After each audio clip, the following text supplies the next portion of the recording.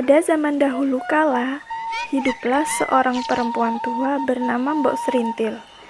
Dia hidup sebatang kara, tidak punya keluarga.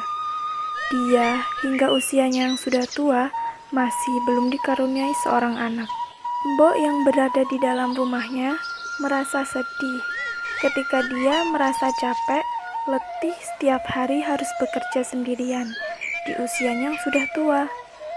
Pada malam hari, di gubuknya, Mbok Serintil berdoa pada Tuhan Yang Maha Esa untuk memberikannya seorang anak.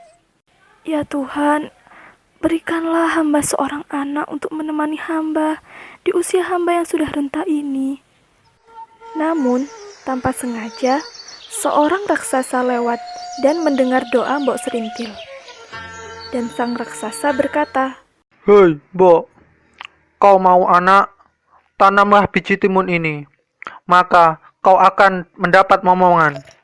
"Apakah kau serius?" Ho, ho, ho, ho, ho. Tentu saja. Tapi ingatlah satu hal. Saat usianya 17 tahun, aku akan kembali dan mengambil anak itu. Baiklah. Mbok segera ke halaman rumahnya dan menanam biji tersebut. Setiap hari, ia menyiram dan merawat kebun timunnya. Seiring waktu, tanamannya bertambah subur dan mulai berbuah. Keesokan harinya, saat Mbok keluar rumah, dia pun terkejut saat melihat biji yang ia tanam sudah tumbuh menjadi timun emas yang besar. Sudah waktunya buah timun ini aku petik dan kubelah. Betapa terkejutnya dia saat seorang bayi berada di dalam timun sedang menangis. Raksasa itu benar. Aku sekarang memiliki seorang putri. Akan kuberi nama kau Timun Mas. 17 tahun kemudian, hari-hari pun berlalu. Hingga tidak terasa, Timun Emas tumbuh menjadi gadis yang cantik dan baik hati. Tuhan, kenapa waktu berlalu dengan cepat? Aku menyesal Tuhan telah menerima permintaan raksasa itu. Aku tidak rela Tuhan menyerahkan putriku padanya. Apa yang harus aku lakukan Tuhan? Besok pasti raksasa itu akan datang. Saat Mbok Serintil tidur, dia pun bermimpi. Ia didatangi seorang petapa. "Berhentilah menangis, Mbok. Aku akan membantu melawan raksasa tersebut. Aku akan menolong putrimu dengan sejumlah bungkus yang berisi biji mentimun, garam, jarum, dan terasi. Dan ini berikanlah kepada putrimu. Besok pada saat raksasa itu datang mengejar putrimu, lemparlah satu persatu isi di dalam bungkusan ini. Semoga berhasil, Mbok." Saat Mbok Serintil bangun, dia mendapatkan bungkusan itu di tangannya dan memanggil Timun Emas. "Timun Mas, Timun Mas, kemarilah." "Ada apa, Mbok?" "Timun Mas, sebentar lagi raksasa akan datang mengambilmu dari Mbok. Karena..." "Ya, Mbok, Timun Mas mengerti. Tanpa sengaja, Timun mendengar doa Mbok yang Mbok tangisi setiap malam." Ha, ha, ha, ha. Mbok, mana anakmu, Mbok? Aku ingin memakannya. Ha, ha, ha. "Oh, raksasa itu datang. Ini, ambillah kantong dari petapa. Sekarang kamu lari. Jika raksasa mengejarmu, lemparlah isi dari bungkusan itu satu persatu ke arahnya. Larilah, nak, larilah."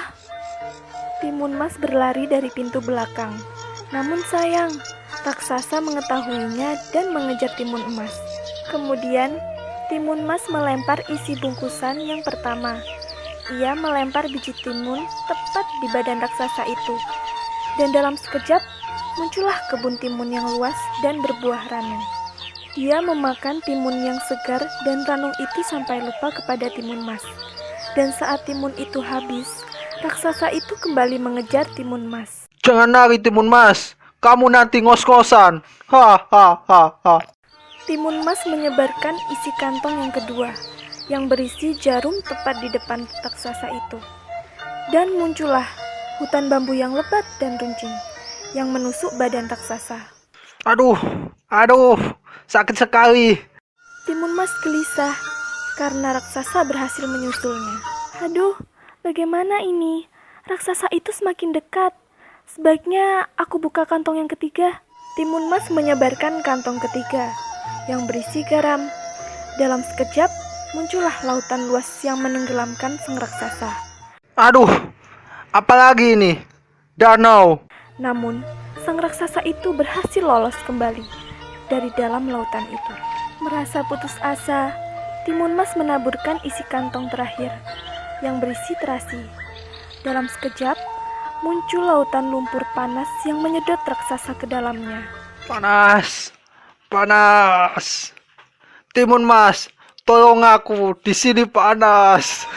Akhirnya, raksasa pun mati dan Timun Mas merasa lega dapat selamat dari raksasa itu. Timun Mas kembali ke rumah dan Mbok Serintil menyambutnya dengan tangisan bahagia. Mereka pun hidup bahagia berdua sebagai ibu dan anak yang saling mengasihi.